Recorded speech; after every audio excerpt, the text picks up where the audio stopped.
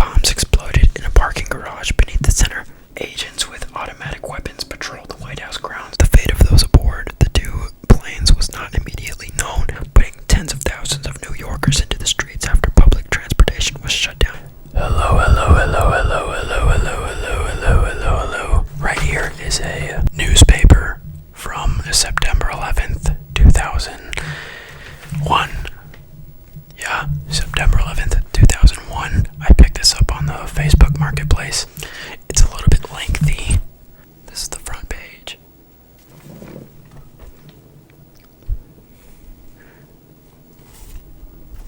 America attacked.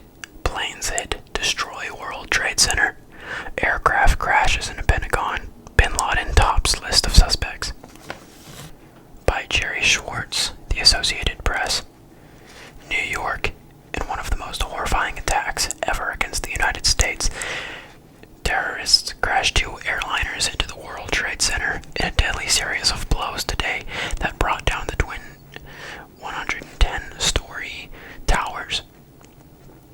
A plane also slammed into the Pentagon as the government itself came under attack. Thousands could be dead or injured.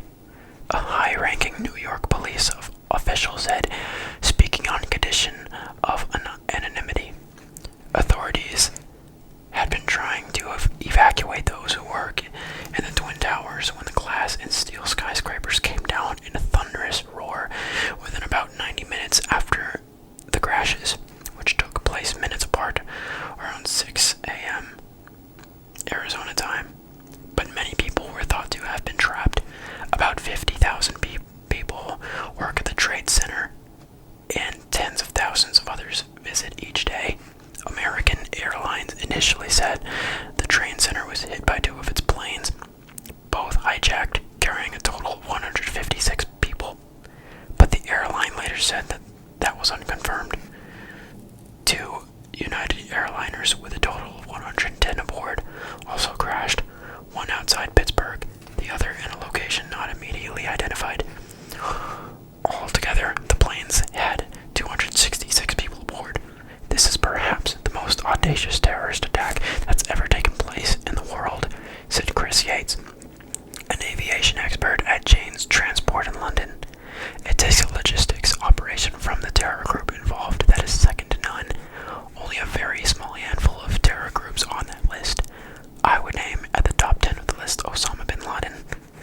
President Bush ordered a full-scale investigation to hunt down the folks who committed this attack, quote-unquote. Within the hour, the Pentagon took a direct devastating hit from a plane. The Fury crash collapsed one side of the five-sided structure. The White House, the Pentagon, and the Capitol were evacuated along with other federal buildings in Washington and New York. Authorities in Washington immediately called out troops, including an infantry regiment. The Situation Room at the White House was in full operation. Authorities went on alert from coast to coast. The U.S. and Canadian borders were sealed. All air traffic across the country was halted, and security was tightened in strategic installations. That is the second Pearl Harbor. This is a quote. This is the second Pearl Harbor. I don't think that I overstated, said Senchuk Hagel Harneb. In June, a U.S. judge had set Wednesday as the sentencing day for a bin Laden. World watches in horror. State leaders react to attacks. Our view: find, punish enemy.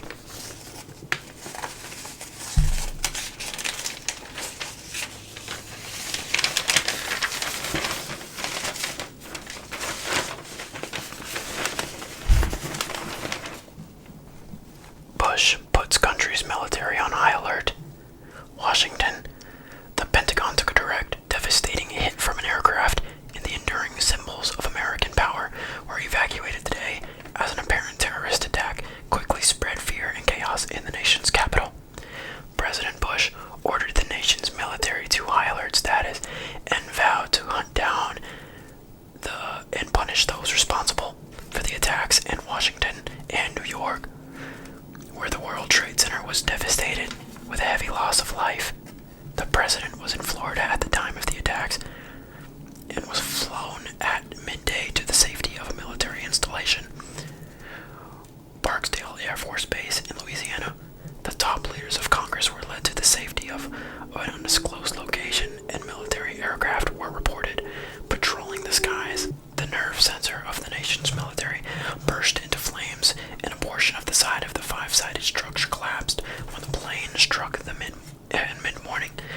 The secondary explosions were reported in the aftermath of the attack, and great billows of smoke drifted skyward toward the Potomac River and the city beyond.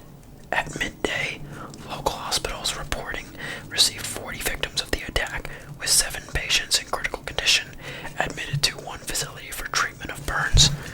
The whole building shook with the impact, said Terry Yonkers, an Air Force civilian employee at work inside the Pentagon at the time of the attack. There was screaming and pandemonium, he said, but the evacuation ordered shortly afterward was carried out smoothly.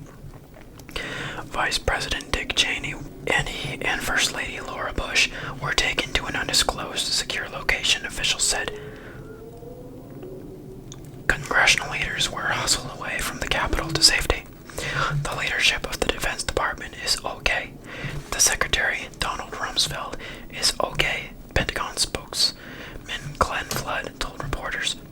Authorities immediately began deploying troops, including a regiment of light infantry, in response to an attack which they said there had been no advance warning. The Department of Justice, State, Treasury and Defense, and the Central Intelligence Agency were evacuated, an estimated 20,000 at the Pentagon alone. Agents with automatic weapons patrolled the White House grounds, and the FAA ordered the entire national air traffic system shut down for the first time in history. There was no attempt to minimize the impact. This is the second Pearl Harbor.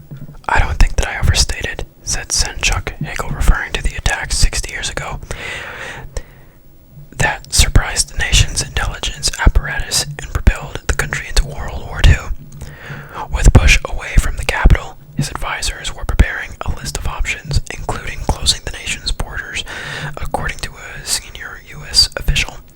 The source, who spoke on condition of anonymity, said was premature to discuss military options because investigators were still trying to determine who was responsible for the attacks. Away from the Pentagon, unexplained explosions were reported in the vicinity of the State Department of the Capitol. A torrent of people rushed from their office buildings throughout the nation's capital, eager to leave a city under siege. The cell phone networks were overloaded. Clusters of people sprayed on the sidewalks at the least suburban school district announced plans to close early. The Pentagon was hit a short while after the World Trade Center was struck.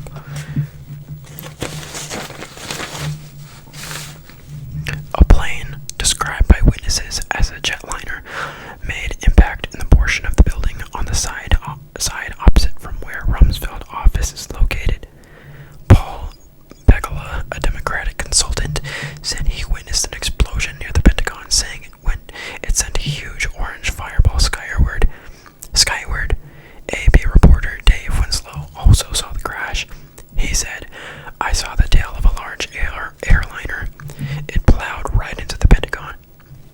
Jen Richard Myers, vice chairman of the Joint Chiefs of Staff, said that before the crash into the Pentagon, military officials had been notified that another hijacked plane had been heading from the New York area to Washington. He said he assumed the hijacked plane was the one that hit the Pentagon, though he couldn't be sure. One of 2 planes that crashed into the World Trade Center was hijacked after takeoff from Boston and headed to Los Angeles with 92 aboard. American Airlines disclosed the second plane may have flown out of Newark and New Jersey. The official said, speaking on condition of anonymity.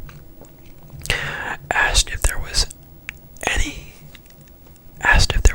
possibility the crashes were anything other than deliberate, a government official said it appeared not to be an accident.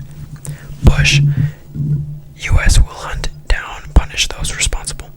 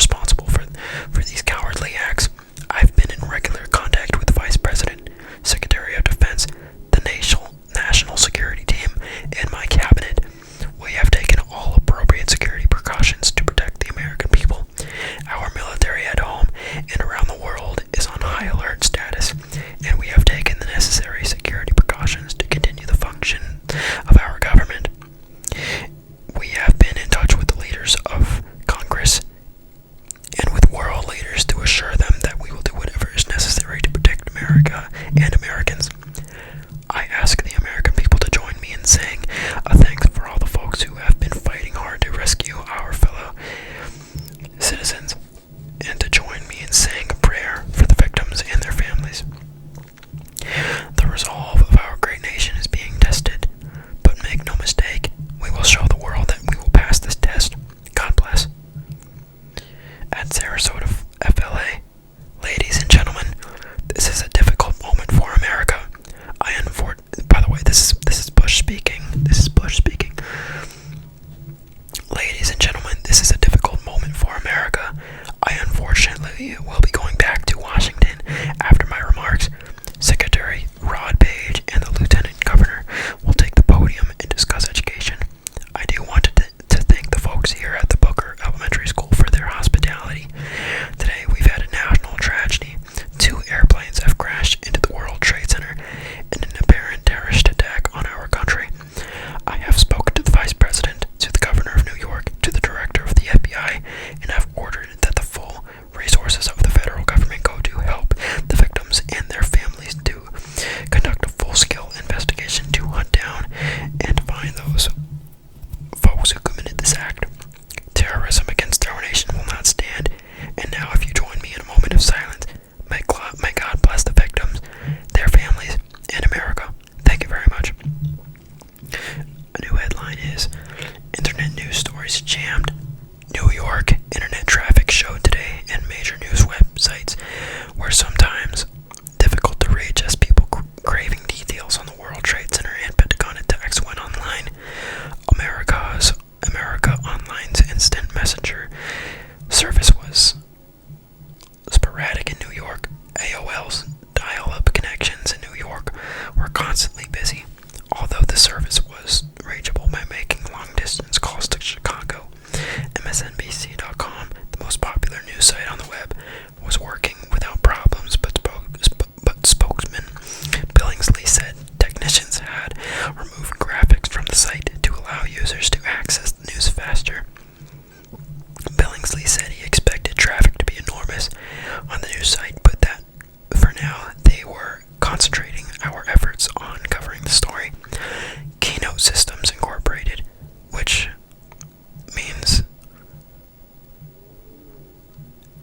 measures internet performance, said that by late morning the websites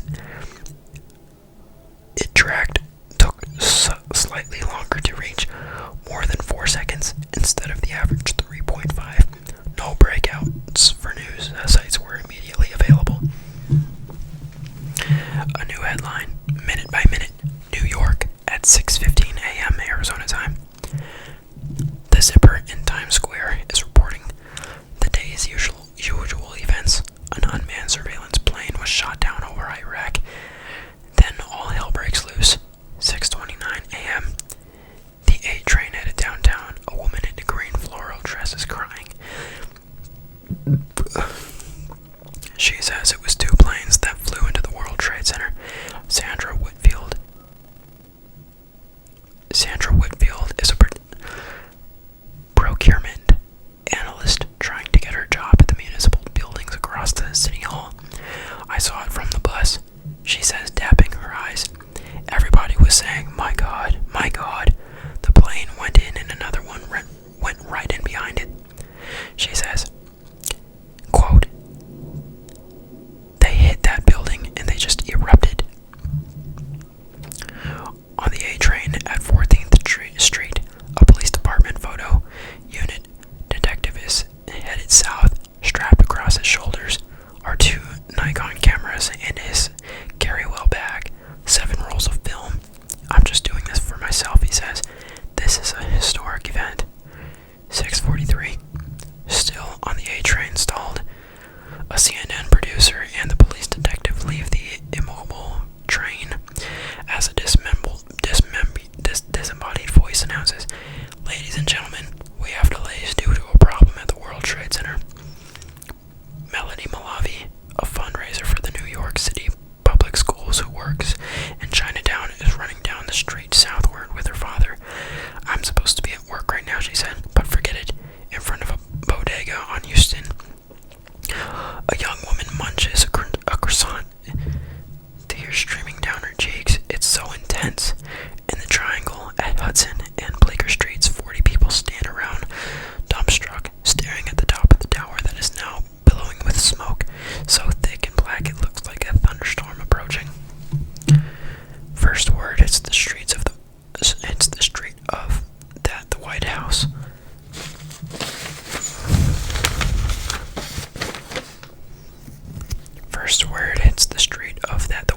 House was evacuated, and another plane crashed into the Pentagon. Car radios blare the news. The United States has effectively been sealed. Rivers of people are northbound on the sidewalks, in the streets, dazed, crying, hugging one another. Looks like the end of the world. On the West Side Highway, 34-year-old Daniel Hatter, a freelance photographer, drapes himself over a large green road sign. He looked wilted. The sign said,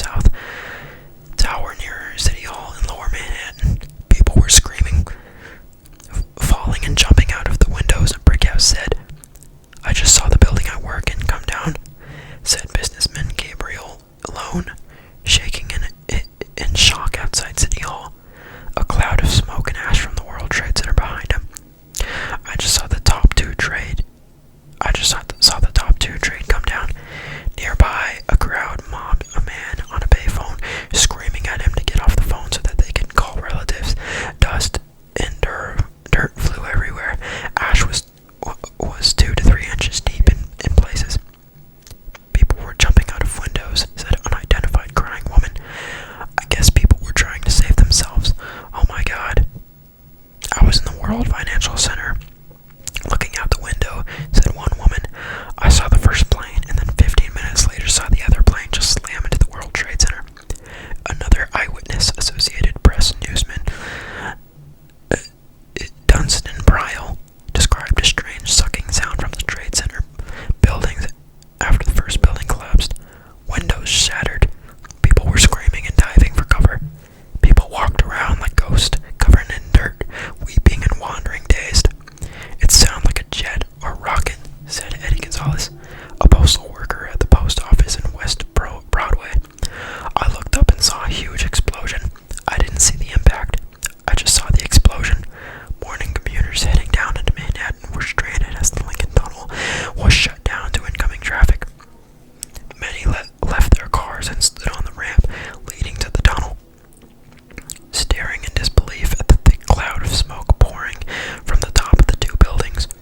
On the streets of Manhattan, people stood on groups, talking quietly or watching on television at ground-level news network studios. Joanne Goldstein, communications project leader for the Associated Press, was on a bus from New Jersey at about 8:50 a.m. when she saw smoke pouring out of the World Trade Center building. She said, "Oh my God, the World Trade Center's on fire." Perhaps 10 minutes later, all of a sudden, there was an orange plume, a huge explosion. It shot out the back of the building. Everybody on the bus was just moaning and gasping, said Goldstein, who went and trembled as she spoke. Okay, this is the new headline. Attack. Taliban rulers reject Bin Laden theory. From page 1. Okay. Associate for his role in the 1998 bombing of a U.S. embassy in Tanzania that killed 213 people. The sentencing had been set for federal courthouse near the World Trade Center. No one from the U.S. Attorney's Office could be reached by the comment on whether the sentencing was still on. Afghanistan's hardline Taliban rulers condemned the attacks and rejected suggestions that Bin Laden was behind them, saying he does not have the means to carry out such a well-orchestrated attacks. Bin Laden has been given asylum in Afghanistan. Abdel Bari Adan, editor of the Al-Quds Al-Arabi newspaper, said he received a warning from Islamic fundamentalists close to Bin Laden, but did not take the threat seriously. They said it would be a huge and unprecedented attack, but they did not specify, Adwan said in a telephone interview in London. In the West Bank city of Nablus, thousands of Palestinians celebrated the attacks, chanting, "God is great," and handing out candy. What the heck? Palestinians were celebrating the attacks? What the hell? That's interesting. It says it right here, Palestinians.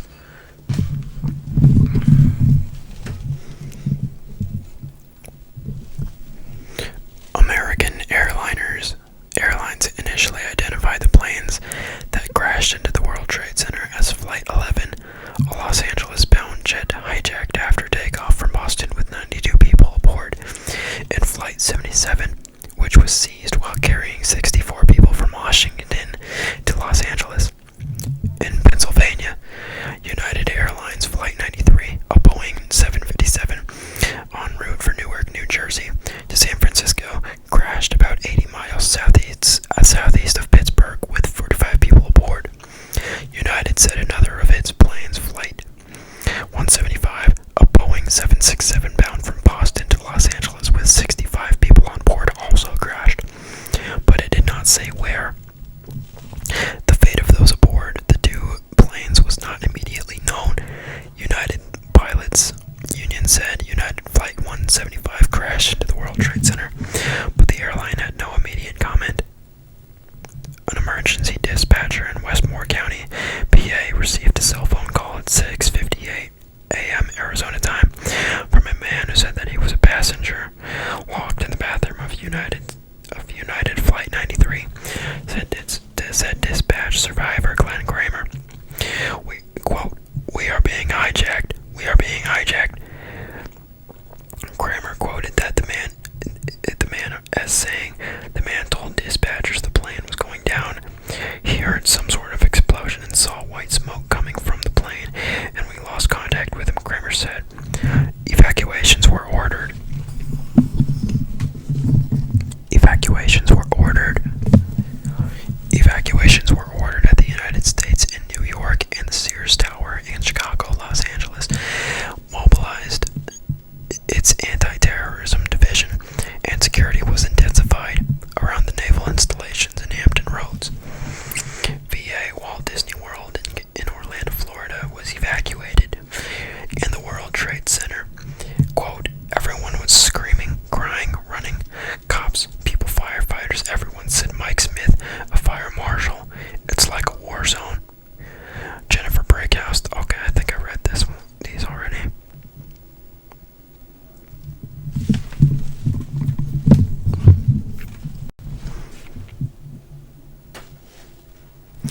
The death toll on the crashed planes also could surpass that of the Oklahoma City bombing on April 19th, 1995, which claimed 168 lives in what was the deadliest act of terrorism on U.S. soil. "Today we've had a national tragedy," Bush said in Sarasota, Florida.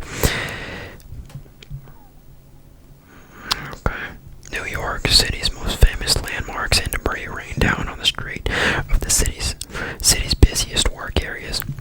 When the second plane hit, a fireball of flame and smoke erupted, leaving a huge hole in the glass and street tower. John Axisa, who was getting off of a computer train to the World Trade Center, said he saw bodies falling out of the building. He said he ran outside and watched people jump out of the first building. Then there was a second explosion, and he felt heat on the back of his neck. WCBS TV, citing an FBI agent, said 5 or 6 people jumped out of the windows, witnessed on the street, screamed every time another person leaped. People ran down the stairs in panic and fled the building. Thousands of people of what appeared to be office paper drifted over Brooklyn, about 3 miles away. Several subway liners were immediately shut down. Trading on Wall Street was suspended. New York's many oral primary election Tuesday was postponed. All bridges and tunnels into Manhattan were closed. David Reck was handling our literature for a candidate for a public advocate a few blocks away when he saw a jet come in a quote, "very low," and then it made a slight twist and dove into the building. Terrorist bombers struck the World Trade Center in February 1993, killing 6 people and injuring more than 1,000 others. "It's just sick. It shows how vulnerable we really are," Keith Myers, 39, said in Columbus, Ohio. "It kind of makes you want to go home and spend time with your family." "It puts everything in perspective," Myers said. He said he called to check in with his wife. They have 2 young children. In New York, quote, "We heard a large boom, and then we saw debris just falling," said Harriet Grimm, who was inside a bookstore on the World Trade Center's first floor when the first explosions rocked the building. "The plane was coming in low, and it looked like it hit a slight angle," said Sean Murdoff, a CNN vice president by the network, reported. In 1945, an Army Air Corps B-25, a twin-engine bomber, crashed into the 79th floor of the Empire State Building in dense fog. In Florida, Bush was reading to children in a classroom at 9:05 a.m. when his chief of staff, Andrew Card, whispered into his ear. The president briefly turned somber before he resumed reading. He addressed the tragedy about a half an hour later. Okay, next headline. Strikes knock out phones. Cell antennas and towers destroyed. By Sarah Silver. The Associated Press. New York. Many people reached for their phones at the attack of the World Trade Center towers this morning to see if loved ones were safe. But many calls couldn't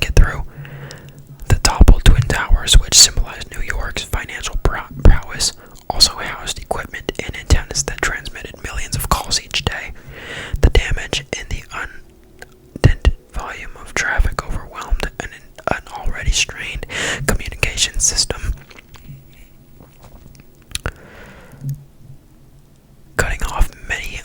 Cutting off much of a metropolis dependent like any modern city on telecommunications. Callers as far away as Maine and Atlanta tried for more than an hour before getting through. I dialed 10 times, quote, I dialed 10 times and I'm lucky if I get 2 calls through, said Chris Arios, a union shop steward with the Communications Worker of America doing construction in the Newsweek building on the 57th Street, more than 4 miles north of the World Trade Center. Service is locking up on cell phones and payphones. Knocked out were facilities of carriers including Verizon, although it said that there was no major disruption of his network. Sprint said that the loss,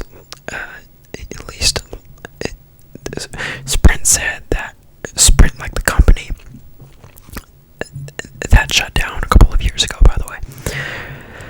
Sprint said the loss of leased landline equipment under one of the buildings was blocking 75,000 long-distance calls. It's a pandemonium, said Keisha Smithwick, who works at Westcom, a company that maintains a dedicated phone lines for financial trading.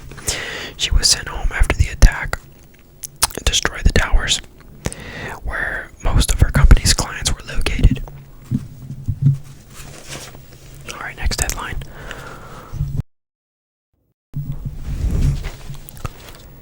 World watches in horror as terror unfolds. Leaders condemn attacks, pledge to support America by Beth Gardiner.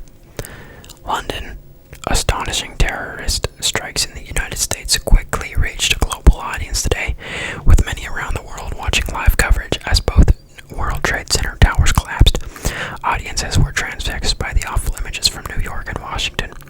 Key indexes sank. The world stock market in some of the European airlines canceled flights to the United States and recalled planes already in the air.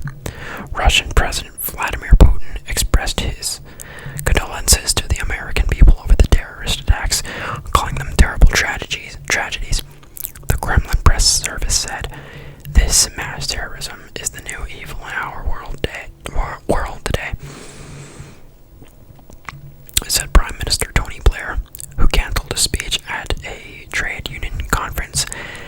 It is perpetrated by fanatics who are utterly indifferent to the sanctity of human life, and we, the democracies of the world, are going to have to come together and fight it together. President Jacques Chirac of France, in a national televised statement, called the attacks in the United States monstrous and expressed his solidarity with the American people. France has just learned of these monstrous attacks.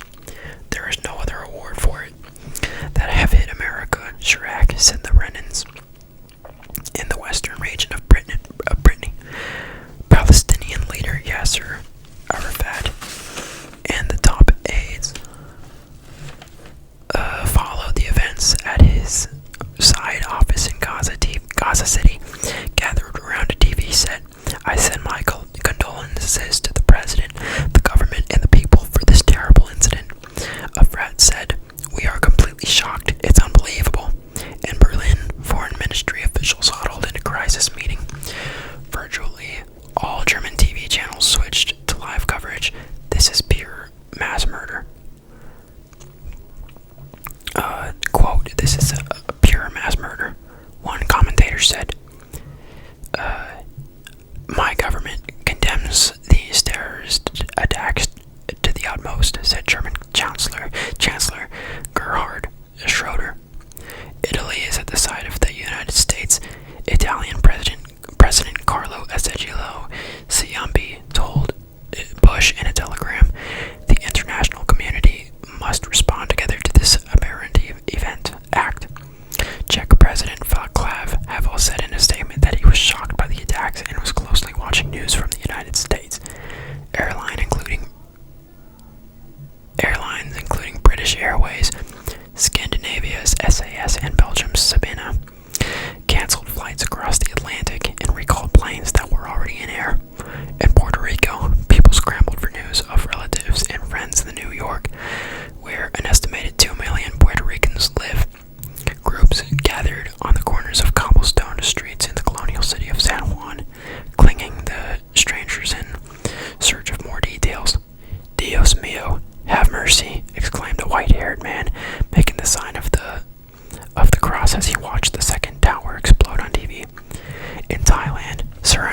footage of a spokesman for the office of Prime Minister Thinkism, Shinaj Wadra, said they were watching the news in disbelief. A spokesman for Philippine President Gloria Macapagal-Arroyo said the president has been monitoring the events, and she condemns what is obviously the worst attack on the leader of civilized society. Broadcasters around the world broke into programming to show images of the disaster. It's incredible. I thought I was watching a Hollywood movie, said Hong Kong schoolteacher Doris Tang. London's Evening Standard, already out of date when it hit the streets, carried a front page photo of the burning World Trade Center and the headline planes, quote unquote, planes hit skyscraper. NY seeks blood donors. This is the next headline. The New York Times. Scores of people began responding to the New York Blood Center's emergency appeal for blood donations this morning, issued soon after two planes crashed into the World Trade Center. Traffic jams were a difficult initial handicap, and police escorts were needed to deliver blood and blood products to the hospitals.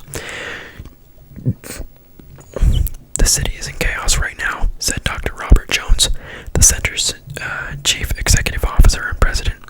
It is the event of our lifetime. It is a war. We are at war.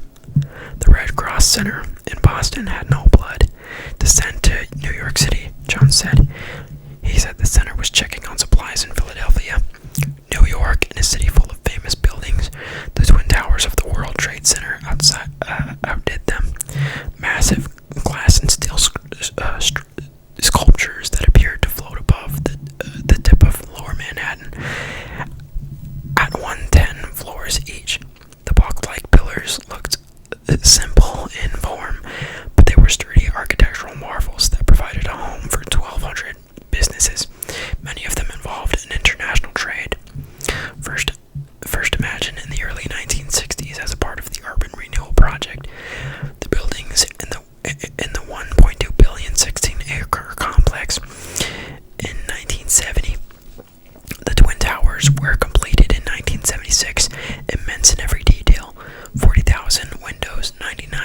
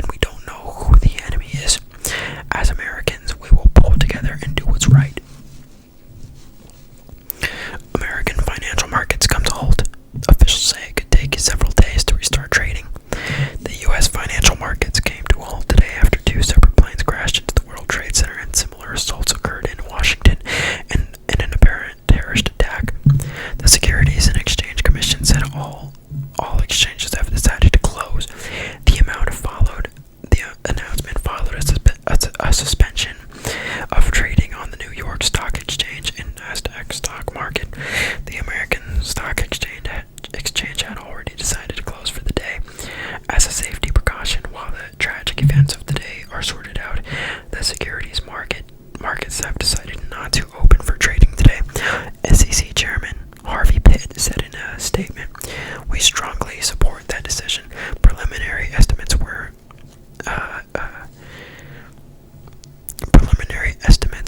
it would be at least several days before trading resumed because of the extent of the damage done to the World Trade Center and the surrounding businesses.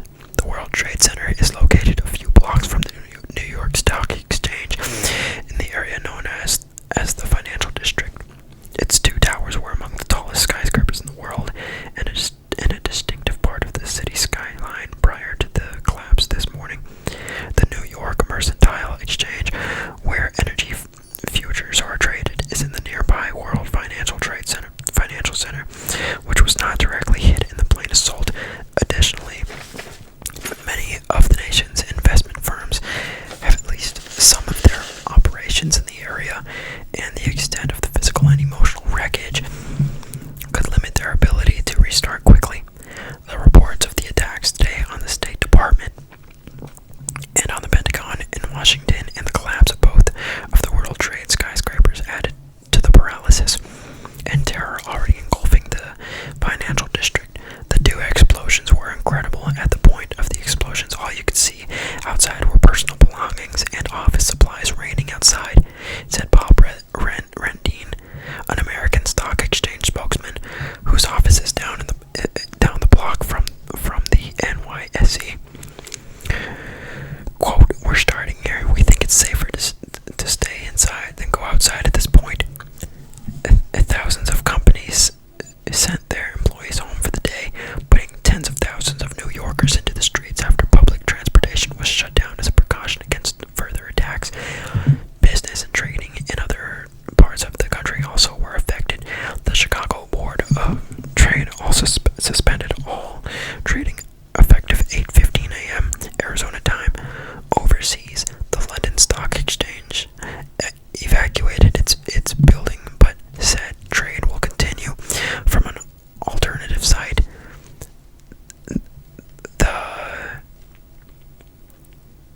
The Toronto Stock Exchange ended its trading mid-morning. Around the country and world investment community was focused on the fate of people working the World Trade Center affected by the apparent terrorist attacks. There were reports of people jumping out of the buildings. Quote, I'm just worried about people who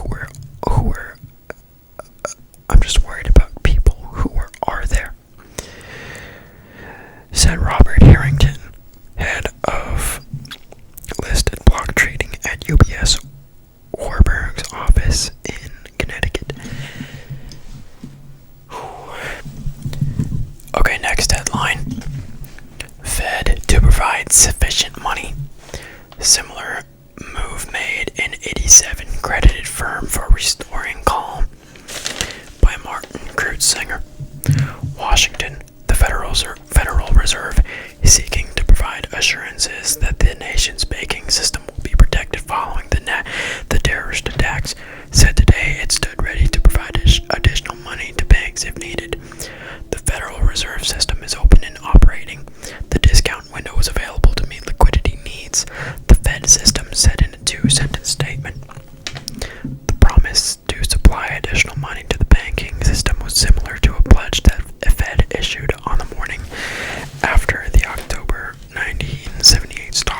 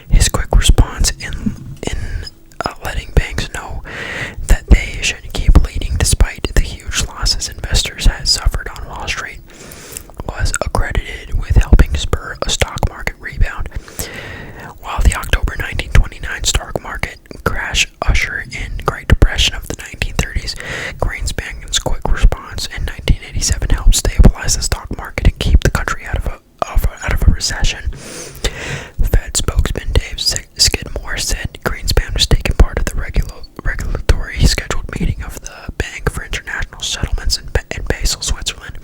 The bank serves as a coordinating body for central banks around the world. Skidmore refuses to discuss whether extra security measures were being developed to protect Greenspan in light of the attacks when the attacks went around returned to Washington. Quote, "We don't discuss or provide details of his travel plans at any time for security reasons," said Skidmore. Greenspan travels with security details supplied by the Fed. Okay, we got one more page. Okay, here's the editorial page. New headline. Enemy must be found and destroyed. As we and our fellow citizens sort out the horror of today's savage attacks, it's important to call upon our history. Pearl Harbor was an unprecedented attack of the unprovoked war from which America and Americans rose to ultimately crush the evil forces that had overtaken much of the world. Our response today must be no less determined and forceful.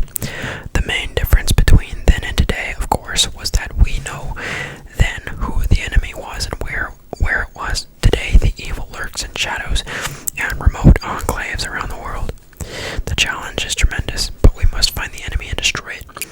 We can't do it alone. It will take international operation on an unprecedented scale. Now is the time for a civilized war to stand tall against the forces of evil and terror, and to come together to find them, identify and root them out. To a great extent, perhaps too great an extent, America and her allies have been tolerant of the international outlaws who plot to destroy us. Perhaps it was because we did not believe they had the means. Clearly, however, they did not only the resources but the know-how and will to use them in unspeakable ways. This is the time to mourn and pray for our fallen fellow Americans, to help them and their loved ones deal with their personal tragedy. We also mourn, but also mobilize whatever resources are needed to deal with regional disasters. But let us not despair in the face of this declaration of war. There is no time left for that. We must, as we did after a horrible morning in December 1941, rise from the horror and destroy the enemy. May God bless and help America. Next headline. Chilling war movie unfolds across TV. By Howard Kurtz. Washington. The pictures are awful.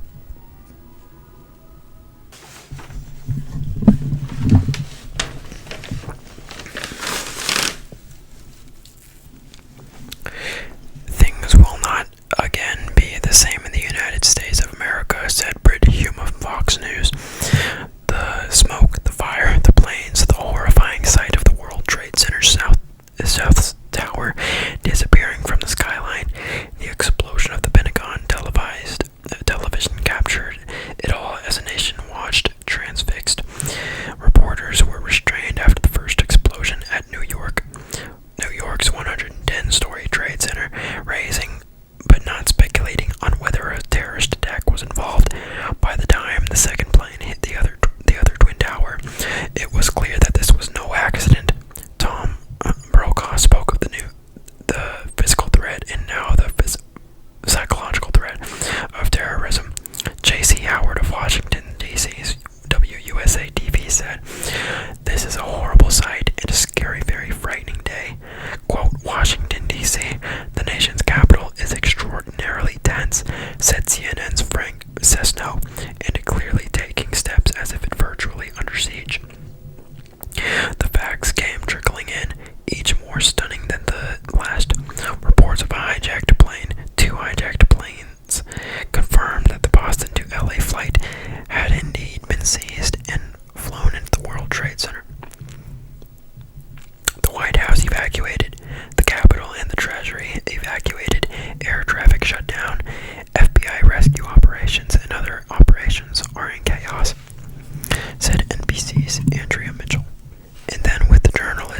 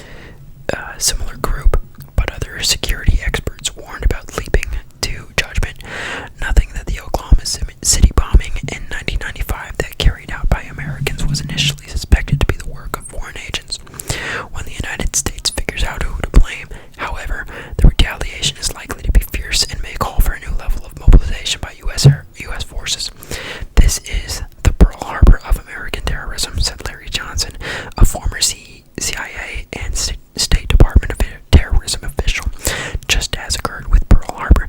We'll get through this, but as Pearl Harbor awakened the United States to war that is unwilling to fight, this will have a similar effect.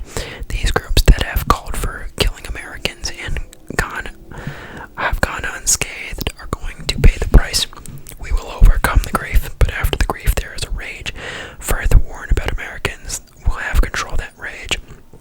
This is a situation, depending on how it evolves, that may test American principles very severely because of the desire to strike out whoever is responsible. First said, we're going to strike out quickly and very powerfully. We have to make as sure as we can that we have gone through very carefully what to do before we execute, but then we must act with great decisiveness and tenacity.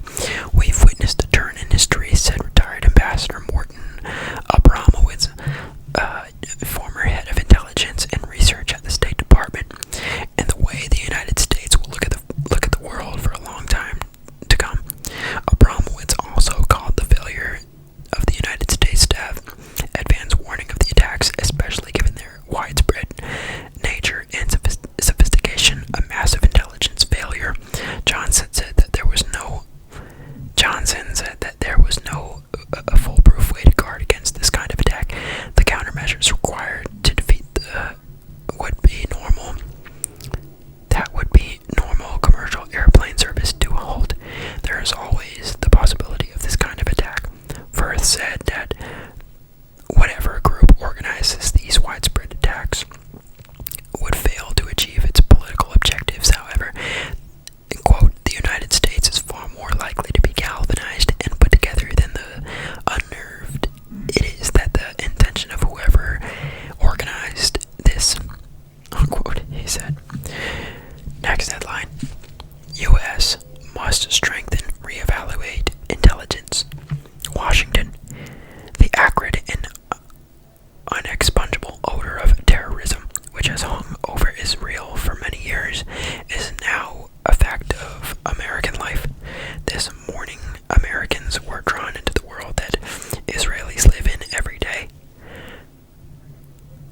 Just at the moment we American people debate had reached a nadir of frivolousness with wrangling about non-existential lock boxes and the like nations, decading holiday from history to a shattering end. After about half a century of the world at Cold War, Americans came to feel understandably that the world was too much with them, and they turned away from it. What happened this morning, and what can happen again, underscored the abnormality of the decade. Terrorism is usually a compound of the tangible and the untangible, of physical violence and political symbolism. The terrorist targets today were symbols not just of American power, but also its virtues. The Twin Towers of the World Trade Center are, like Manhattan itself, architectural expressions of the vigor of American civilization. The Pentagon is a symbol of America's ability and determination to protect and defend democratic values. These targets have been drawn like gathered lightning, the anger of the enemies of civilization. Those enemies are always out there. George Will. At times like this, breeds confused action. The American mind must not be cluttered with two familiar cliches. One is that terrorists are quote-unquote desperate people. Today's terrorists probably were akin to evil soldiers, disciplined and motivated, but not desperate. The second cliche is that terrorism is senseless. Terrorism would not be such a plague if either cliche were true. Far from being senseless, much terrorism is sensible in that it is cost-efficient, or to borrow the language of the stock exchange, terrorism, quote-unquote, highly leveraged. Even sporadic terrorism can necessitate the constant costly deployment of defense against it. Furthermore, the effectiveness of terrorism is enhanced by instant and mass communication, especially graphic journalism. One purpose is to deprive the government of respect and legitimacy, and by demonstrating that it is unable to guarantee public safety, the prerequisite of all justice. The United States, no fragile thing, is invulnerable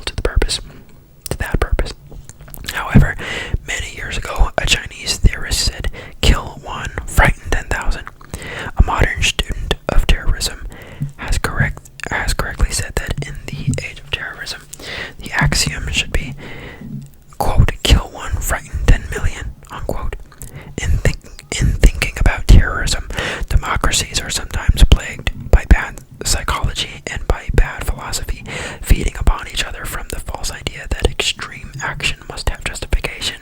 In the social environment, it is but a short intellectual stagger to the equally false idea that such acts should be eliminated by appeasement darted up at as reasonableness. The real aim of terrorism is not to destroy people or physical assets, still less to anything remotely resembling military victories. Rather, its purpose is to demoralize.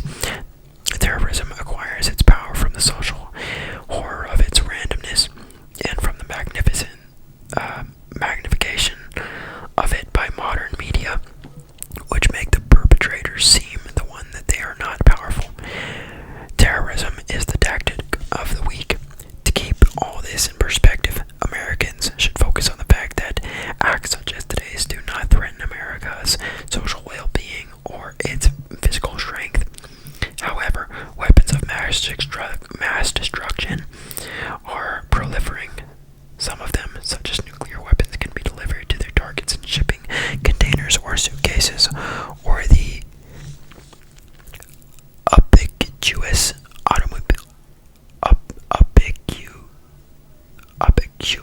automobile. Imagine a car driving down Fifth Avenue, spewing anthrax. The complexities of urban industrial societies make them inherently vulnerable to well-targeted attacks that disrupt the flows and interconnectedness of such societies. The new dependence of information technologies, multiple and vulnerabilities. The grim paradox is that terrorism, a particularly primitive act, has a symbiotic relationship with the sophistication of its targets and opportunities for micro-terrorism directed against urban populations in their war, food handling, and information systems multiply as societies become more sophisticated. There can be no immunity from these vulnerabilities, but that is not a reason for fatalism. A proactive policy begins with anticipation. Therefore, the first U.S. policy response must be to reevaluate and strengthen the national intelligence assets, particularly the CIA and FBI. Americans are slow to anger, but mighty when angry, and their proper anger now should be alloyed with pride. They are targets because of their virtues, principally democracy and loyalty to those nations which, like Israel, are embattled salients of our virtues in a still dangerous world.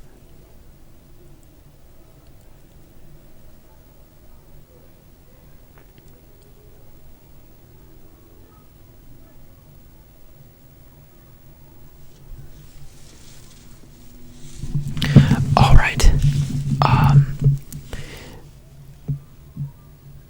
That was a newspaper from September 11th, 2001. Please